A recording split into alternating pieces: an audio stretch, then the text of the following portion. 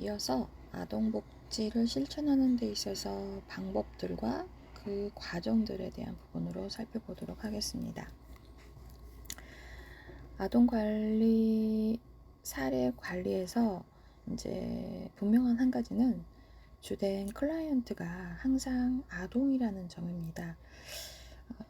이제 사례 관리자는 아동의 안녕에 주된 초점을 두고 있기 때문에 아동의 신체적, 정서적 상태, 생활 환경의 적절성, 함께 살고 있는 성인들이 아동을 다루는 법이라든지 그리고 아동이 위험에 처해 있는지 등에 대한 사정들이 있습니다. 이러한 과정은 아동이 어떠한 사회복지기관에 오게 되었는지에 상관없이 동일하게 이루어집니다. 아동이 신체적, 정서적, 성적으로 학대, 방임 혹은 유기의 위험에 처해 있을 경우 시기적절하고 효과적인 개입을 필요로 합니다. 일단 이 같은 문제가 의뢰되면 신속히 학대에 대한 것을 확인하는 것이 사례 관리자의 주된 책임입니다. 그런데 이는 성인들이 자신의 학대 행위자라고 인정하지 않는 경우가 많고 또 그런 부분이 어렵습니다. 쉽지 않은 거죠. 사례 관리자들은 이제 단서가 분명하지 않을 때 어떻게 사정하고 조사하는가에 대한 포괄적인 능력이 필요합니다. 무엇보다 중요한 것은 아동이 위험에 처해 있는가를 판단하는 것이지만 정확하고 완전한 결정을 내리기에는 시간이 충분하지 않을 때가 많습니다. 동시에 부모들 또한 불공정과 잘못된 고발로부터 보호되어야 하는 부분이 있죠. 그래서 보호 서비스를 위해 일하는 사례 관리자는 아동을 부모와 계속 지내도록 허락할 것인가를 결정하는 데 있어 심사숙고하며 커다란 책임감을 느끼게 됩니다. 아동 학대에 대한 이제 관련된 그 사례 관리자는 이제 많은 사례량과 신속히 사례를 발견해야 할 필요성이 있고 또 각 단계에서의 작업에 대한 기록의 필요성 때문에 처리해야 할 일들이 매우 많습니다. 또 사전 결과 학대로 판명이 되면 그 심각성의 수준을 결정하고 즉각적인 개입 계획을 세워야 합니다. 그래서 이 시기에 사례 관리자들의 작업은 법적 체계와도 조정을 거치게 됩니다. 그래서 상황을 더 어렵게 만드는 것은 아동복지 사례 관리자가 부모, 사회복지기관 그리고 법원 사이에서 조정자, 매개자 역할을 해야 한다는 것이지요. 그래서 아동이 위기에 처하면 부모 역시 마찬가지입니다. 대부분의 아동복지 프로그램은 가능한 한 아동들이 자신의 집에서 보호받을 수 있도록 하기 위해 부모를 돕기 위한 것입니다. 자녀를 학대하는 부모는 상담이 필요하고 부모가 아동을 방임하면 반드시 방임의 이유를 밝히며 또 적절한 부모 교육과 경제적 서비스를 제공해야 하는 부분이 있습니다.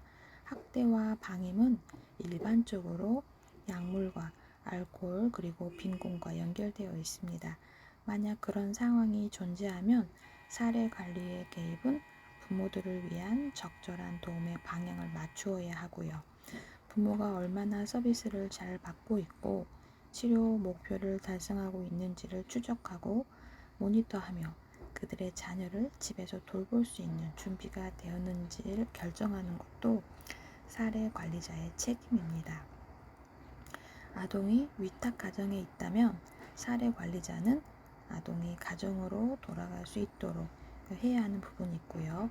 그래서 아동이 위탁 가정에서 자신의 가정으로 이미 돌아갔거나 긴밀한 지도, 감독하에 자신의 가정에서 보호되고 있다면 이제는 부모들이 스스로 자신의 자녀를 잘 돌볼 수 있는가를 결정하게 됩니다. 이것이 결정되면 아동복지 사례 관리는 종결이 되고요. 그런데 종결된 사례일지라도 사례 관리자는 아동이 안전한 환경에서 보호되고 있는지를 확실히 하기 위해 가족을 추적해야 합니다. 사례 관리의 구성 요소로는 표적 집단의 발견, 심사, 서비스 계획, 서비스의 조정, 또 실행, 모니터링, 그리고 재사정 및 사후 조사가 포함됩니다.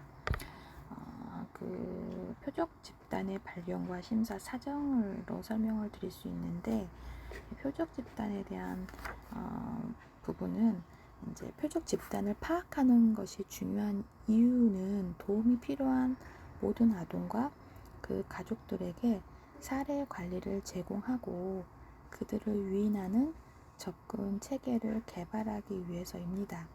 그리고 이제 보호할 내용을 조정하기 위해 다른 서비스 체계와 연계하여서 접근하는 것도 중요합니다.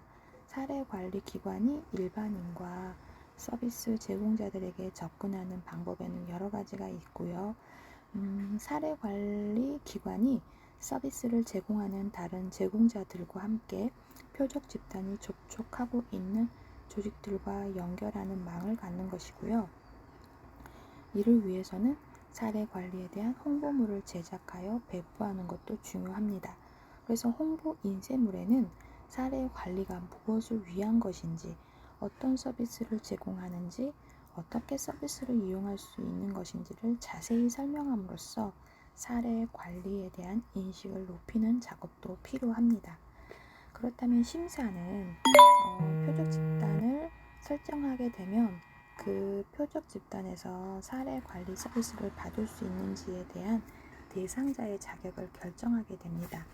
이때 심사 도구를 만들고, 도구라는 거는 이제 그 측정하는 체킹하는 거죠. 그래서 심사 도구를 만들고 그 항목들에 해당되지 않는 사람들을 정확하게 구분하는 것이 필요하며, 사례 관리의 목적과 목표에 따라 선별이 이루어집니다. 그리고 심사 과정의 규모와 범위는 프로그램의 형태에 따라서 달라집니다. 세 번째, 이제 심사가 끝나고 나면 클라이언트는 사례 관리 프로그램에 들어가게 되고, 이후에는 사례 관리자가 클라이언트의 과거에 있었던 보호 과정을 사정하기 시작합니다. 사정 과정을 통해 개인의 신체적, 인지적, 정서적, 사회적, 경제적 상태에 대한 포괄적인 평가와 개인의 감정에 대한 평가가 이루어지게 되고요. 이 사정은 다음과 같은 영역에서 한 사람의 사례 관리자 또는 사례 관리팀에 의해 이루어지게 됩니다.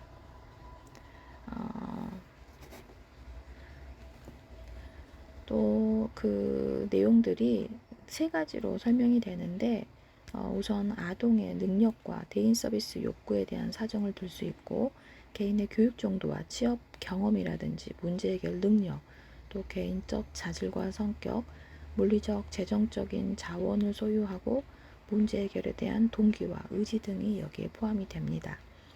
아동의 사회적 지원망 및 구성원들이 아동의 욕구에 부응하는 능력을 갖고 있는가에 대한 사정으로 비공식적 원조자들을 찾아내야 하고요. 대인 서비스 제공자에 대한 사정과 이러한 제공자들이 아동의 욕구에 부응하는 능력을 갖고 있는가에 대한 사정으로 아동의 욕구와 자원 제공자의 욕구가 일치하는지를 파악하는 것이 중요하고, 만일 일치하지 않는다면 이를 일치시킬 수 있는 방법을 사정하는 것이 중요합니다. 개별적 사정은 모든 서비스 활동과 동일하지만 사례 관리에서는 아동의 다양한 욕구를 충족시키기 위한 지역사회 자원 개발이라든지 활용이 이제 강조되는 부분이 있습니다. 그래서 우리 교재 134페이지에 표가 있는데요. 아동에 대한 강점을 발견하는 부분입니다.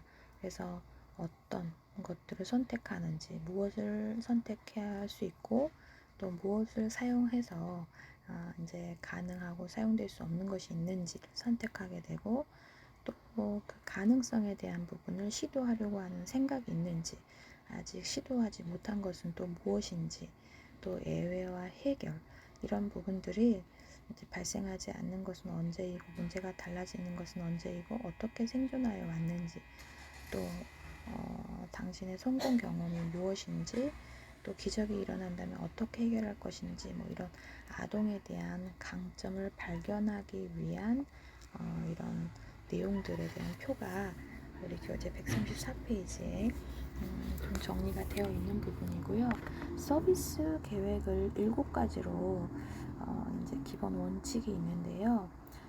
사정이 완성이 되면 후속 단계로 클라이언트, 아동이겠죠.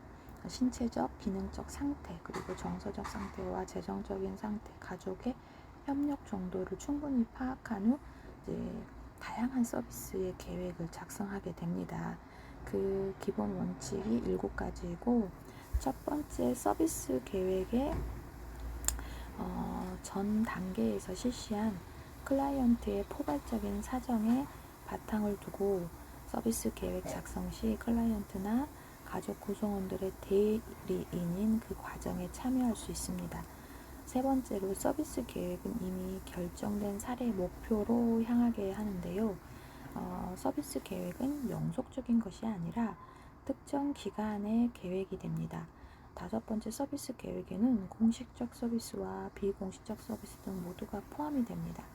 여섯 번째 서비스 계획은 클라이언트나 가족의 재정적 부담을 고려해서 작성을 하게 되고, 일곱 번째로 서비스 계획은 정형화된 계획 용지로 문서화해야 한다고 해요.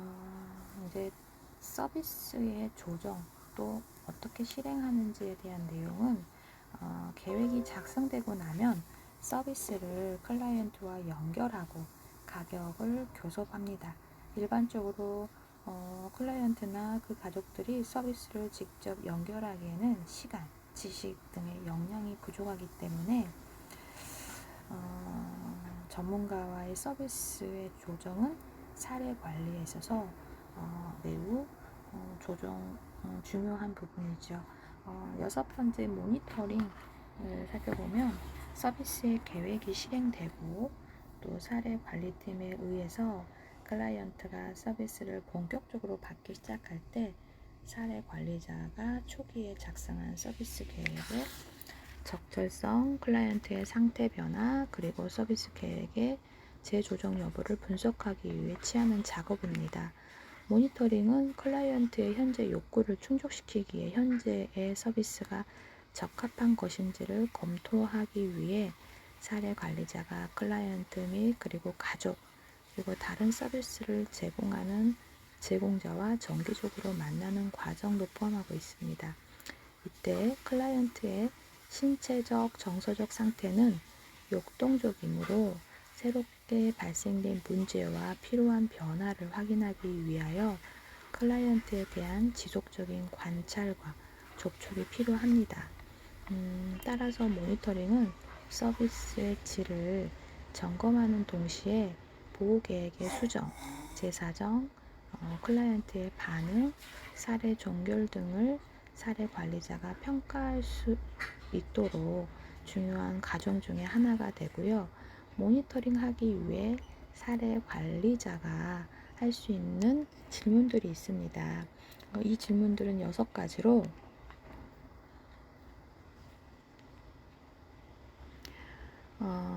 이제 클라이언트의 상황이 변화하고 있는가, 또 의뢰는 여전히 적절한 것인가, 목표가 달성되었는가, 만약 목표가 달성되지 않았다면 목표를 향한 진전은 있는가, 서비스 계획은 수정되어야 하는가, 사례는 종결되어야 하는가, 이 7가지로 모니터링을 하는데 관리자가 이런 질문들을 이제 계속 머릿속에 가지고 있으면서 그런 부분들을 조정하는 거죠. 7번째로 이제 재사정할 수 있는 부분과 또 그 이후에 어떠한 조사들이 있는지를 살펴보면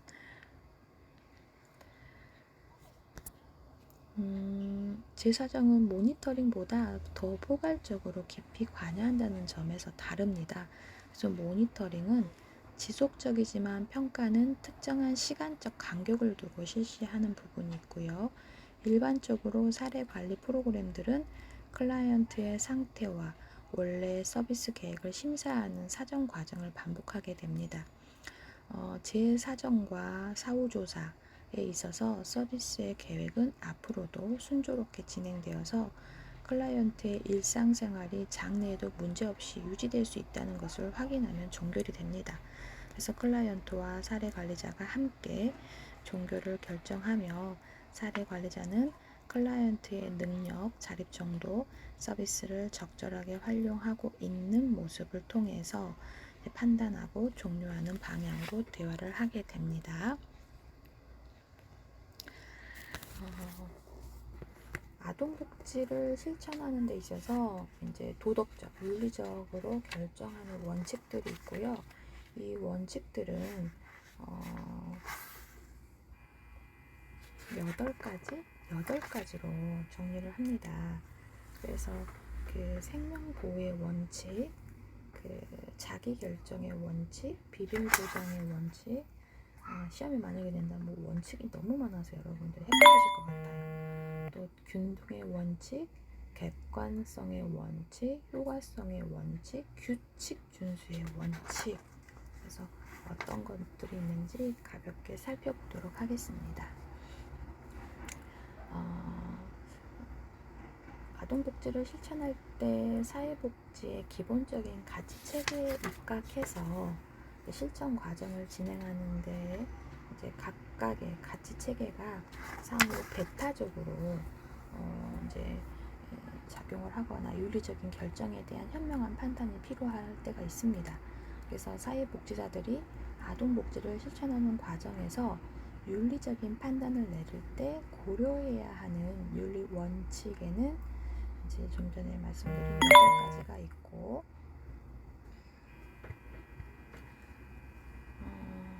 지금 이른 아침 7시 이후부터 막 녹강을 하고 있는데 자꾸 이제 시간이 직장인들이 출근할 시간이 되니까 막 정보 문자와 여러 가지 카톡들이 오고 있어서 여러분 수업에 살짝 녹화가 지장이 있게 오네요. 그 생명보호의 원칙을 먼저 살펴보면 사회복지사는 인간의 생명을 보호해야 할 의무가 있습니다. 그래서 기본적인 의식주 해결하고 의료보장, 소득보장에 이르기까지 기본 생존권을 보장하는 데 의미를 둡니다. 저소득 가정의 최저 생계보장, 최저 생활보장, 삶의 질을 높이는 데도 기여하겠죠. 자기 결정을 하는 데에 대한 원칙으로 이제 사회복지사는 아동의 자율, 독립성을 최대한 보장하는 환경을 제공하는 부분입니다. 클라이언트가 자유로운 분위기에서 자신의 의지에 따라 스스로 결정할 수 있는 환경이 보장되어야 하고, 세 번째로 비밀 보장의 원칙으로 사회복지사가 이제 클라이언트가 제공하는 자신 및 타인에 관한 모든 정보의 비밀을 보장해 줘야 할 의무가 있고, 또 이제 이 아동에게 자신의 사적 생활을 보호하고자 하는 자유의지도 보호해 줘야 할 의무가 있고요. 또 아동은 사회복지사와 전문적인 관계 속에서 자신의 문제 해결을 위해 많은 내용을 이제 공개하게 되는 부분이 있습니다. 그래서 사회복지사는 이 내용들을 아동들의 문제 해결을 위한 목적 외에는 타인에게 공개해서는 안 된다는 원칙이 있습니다. 또 진실성의 원칙을 살펴보면 사회복지사는 클라이언트가 진실을 알기를 원하는 경우에만 알 권리를 보호해 주어야 합니다. 사회복지사는 클라이언트에게 진실만을 이야기해야 하고 그가 원하는 정보는 모두 진실되게 알려주어야 하는 부분이 있죠. 균등의 원칙을 살펴보면 모든 인간이 균등한 기회를 제공받을 수 있도록 하여야 하는 부분입니다. 이 원칙은 학업과 취업의 기회, 의료 혜택의 기회, 소득 보장의 기회, 사회 문화적 노출에 이르기까지 균등한 기회 제공을 의미합니다.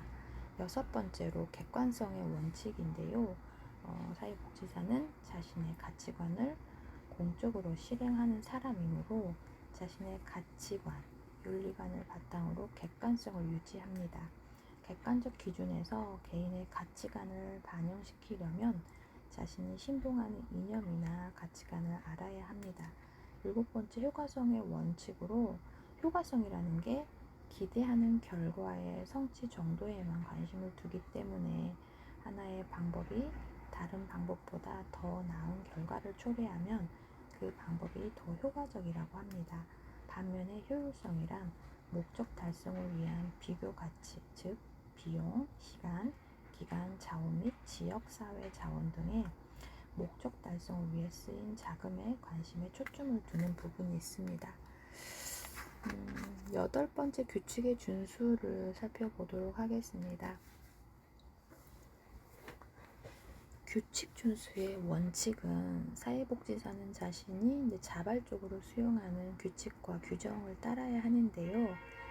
이제 이 원칙은 윤리적 결정에 있어서 인간의 존엄성, 모든 다른 원칙이 우선된 후에 마지막으로 고려되어야 할 것입니다.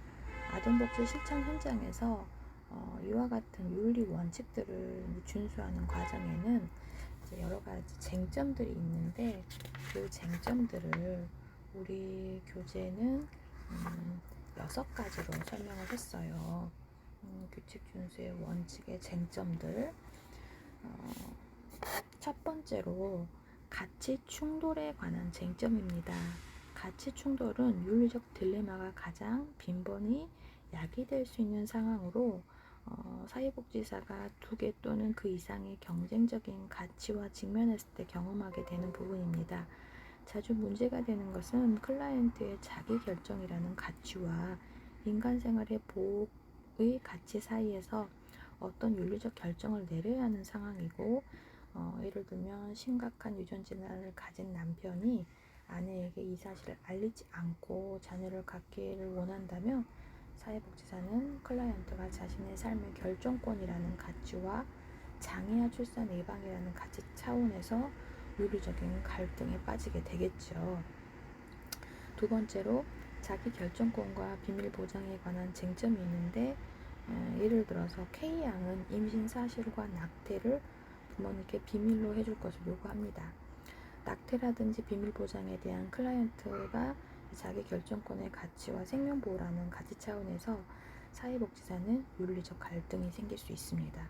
3번째로 알 권리, 사회복지사의 진실성에 관한 쟁점인데요. 이것도 예를 들면 사회복지사는 누군가가 어린 신장병 환자에게 장기를 기증한 사실이 매매인지 아닌지의 여부를 판단할 때 객관적이고 진실되어야 합니다. 하지만 이러한 결정은 죽어가는 생명의 관점에서 볼 때는 갈등 사항을 유발할 수밖에 없습니다. 그 슬기로운 의사생활에서도 간 이식하는데 되게 까다로운 심사를 하잖아요. 이제 이게 신장에 대한 부분들도 생명을 받아야 하는 입장이 있고, 또 장기 기증안에 아니면 매매냐 이런 부분이 사실 되게 어려운 환경에서 누군가한테 기증한다는 건 되게 어려움이 많기 때문에 우선 1차적으로 의심을 해봐야 되는데, 이게 매매냐 너무나 존중받아야 할 기증이냐, 이 차원이 다르다는 거죠. 4번째로는 상충되는 의무와 기대에 대한 쟁점입니다. 사회복지사는 기관에 대한 의무와 또 클라이언트에 대한 의무 사이에 대해서 갈등을 하게 됩니다. 사회복지사는 자신이 속한 기관의 정책을 따라야 하지만 기관의 목표가 클라이언트의 이익에 위배될 때 윤리적인 딜레마에 직면하게 되고, 클라이언트 이익이 최선이라는 가치에도 불구하고 기관의 자원이 부족하기 때문에 클라이언트에게 최선의 서비스를 제공하지 못하는 사례가 많게 됩니다.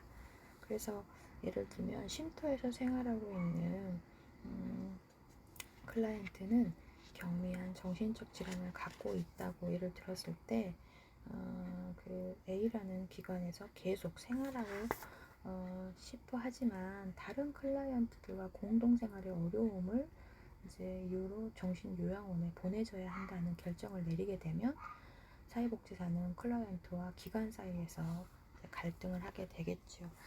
정신적인 문제가 있어서 또 그런 이제 겨우 적응을 하고 있는 고객에게 또 정신적인 문제가 있기 때문에 다른 사람이 피해를 받을 수 있는 부분이 있다라는 부분을 고민하게 되는 거고, 또 정문적 관계 유지에 대한 쟁점인데 한밤중에 전화를 걸어 만나자고 하는 경우 문제 접근에 어려움을 겪을 수 있고요. 결과가 모호한 부분이 있습니다. 예를 들어서 해외 입양 아동을 위한 최선의 결정인지를 확인할 수 없기 때문에 해외 입양 담당 사회복지사는 자주 이런 부분에 갈등을 겪는다고 해요.